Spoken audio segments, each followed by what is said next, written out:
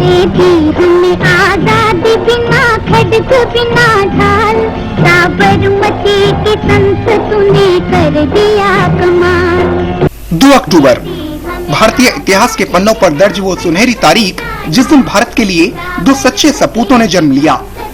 एक जो आज भी बापू बनकर हमारे साथ है, दूसरा जिसने हमें जय जवान जय किसान का न सिर्फ नारा दिया बल्कि भारत में सैन्य ताकत से लेकर किसानों के हाथों तक को बलवान कर दिया।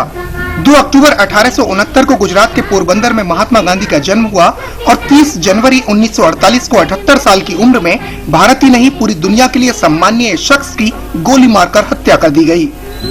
इस 78 साल की उम्र में मोहनदास से महात्मा गांधी तक बनने के सफर में गांधी जी ने भारत से लेकर दक्षिण अफ्रीका और फिर पूरी दुनिया को ये बता दिया कि कैसे अहिंसा और बिना हथियार उठाए सिर्फ एक मुस्कान से दुश्मन को चारों खाने चित्त किया जा सकता है।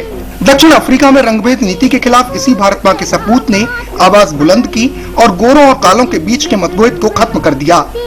जब भारत वापस आए तो अपने वतन को अंग्रेजों के हाथों में कैद देखा।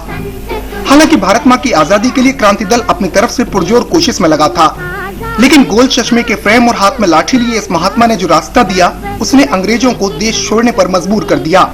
1930 का वो नमक सत्याग्रह आंदोलन जिसे दांडी मार्च का नाम दिया गया ने अंग्रेजों की जड़ें हिलाकर रख दी, जिसने ब्रिटिश हुकूमत को भारत से बाहर खदेड़ कर ही दम लिया। इसके बाद भारत आजाद हुआ और 1947 में भारत के पहले प्रधानमंत्री बने जवाहरलाल नेहरू और पहले रेल मंत्री लाल बहादुर शास्त्री।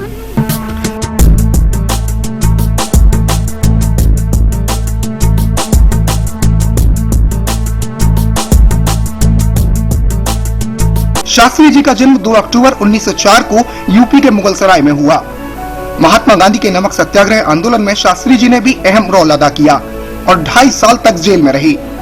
भारत की आजादी के बाद लाल बहादुर शास्त्री को 13 मई 1952 को देश का पहला रेल और यातायात मंत्री बनाया गया। शास्त्री जी के कार्यकाल के दौरान ही सितंबर 1956 में महबूब नगर में एक रेल हादसा हो गया जिसमें 112 लोगों की मौत हो गई। शास्त्री जी जैसे महान नेता ने हादसे की जिम्मेदारी लेते हुए रेल मंत्री पद से अपना इस्तीफा दे दिया, लेकिन पीएम नेहरू ने उसे स्वीकारा नहीं।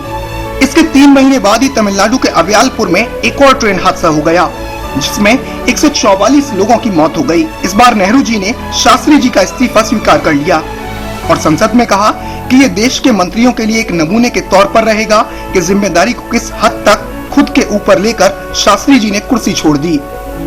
इसके बाद शास्त्री जी गृह मंत्री बने और फिर 9 जून 1964 को देश के प्रधानमंत्री।